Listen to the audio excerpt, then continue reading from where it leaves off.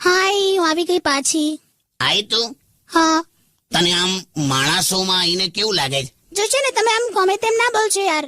અત્યારે ટીવી પર શું બતાડ્યું ખબર છે કે સાંજે છે ને 40 ફૂટનો સાપ બતાડવાના છે. સરસ, પણ આપણાથી નહીં જોવાય.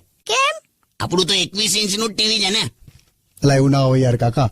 વે કિચડની કુલ્ફી, હું છે તું શાંતિ રાખ ને, હવે સોંગ વગાડ.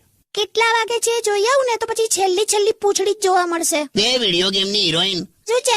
દેશને લે, તું સોંગ સાંભળીએ ચાલ. તને ખબર નહીં, મેં લાઈફમાં છે ને નીચેથી મહેનત કરીને ઉપર આવ્યો છું. યસ, પહેલા બૂટ પોલિશ કરતા હતા, હવે તેલ માલિશ કરે છે. આજે નાને લે, એક કામ કર લે, આ પાન ખા. પાન ખાલી મારા માટે પાન શું કામ લાયા? તમારું પાન ક્યાં છે? ના, મેં વગર પાન ખાધે પણ ચૂપ રહી શકું છું, બરાબર? ચાલ હવે મને વાત કરવા દે ને ભાઈબંધ. કઈ છે? તમે ઘરે ફોન કર્યો હોય તો ઘરે જાઓ ને યાર. તે કેમ નાહી તું? બર્થડે ની તૈયારી કરું છું. એ સાંભળો ને, તમે મને આ વખતે શું ગિફ્ટ આપશો? હું જોઈએ તારે તમે મને રિંગ આપશો? 100% આપીશ, પણ છે ને ઉપાડીશ નહીં, પેલું બેલેન્સ ઓછું છે. અલા, એ રિંગ નહીં હવે. તમે યાર છોડો યાર. તમારે છે ને ગમે તે કરીને મને મોંઘી વસ્તુ આપવી પડશે, ઓકે?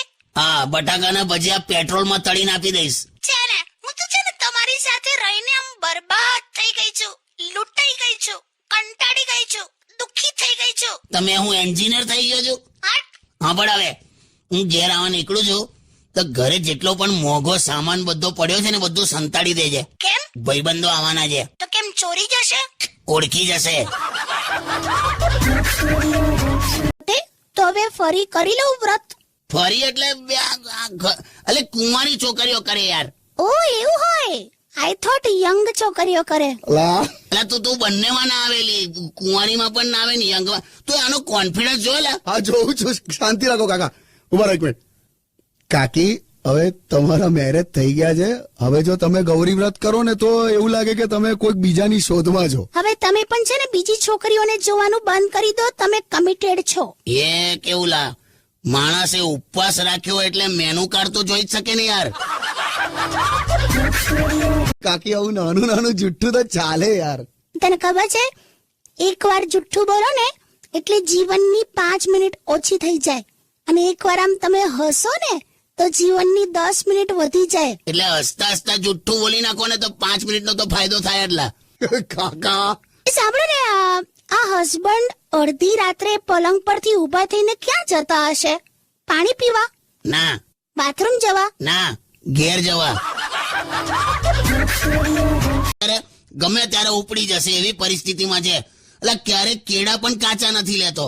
બસ હવે છોડો ને. લા, એક ગ્લાસ પાણી લાય ત્યાંથી. કેમ, તરસ લાગી છે? ના, ગળામાં કશે લીકેજ છે કે નહીં એ ચેક કરવું છે. હટ. મેં બાથટબમાં ડૂબી જઉં છું.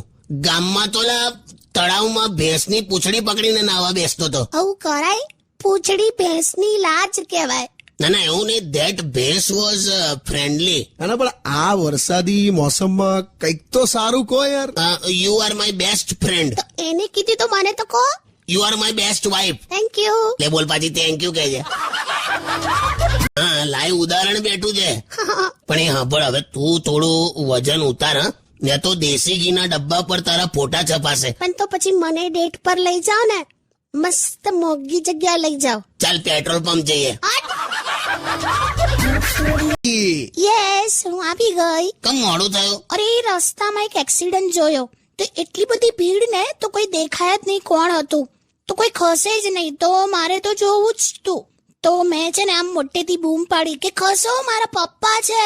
તો બધા ખસી ગયા. પછી મેં જોયું ને તો ખબર પડી કે ગધેડું અથડાયું હતું. સરસ.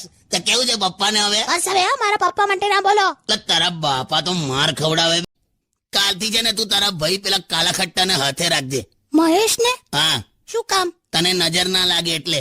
બસ આ જ પ્રોબ્લેમ હોય છે બ્યુટીફુલ હોવાનો. બસલી રહેને. હવે તું હવે બ્યુટી કોન્ટેસ્ટમાં જાય ને, બધાને ઇનામ લાગે, તને પેનલ્ટી લાગે. હટ.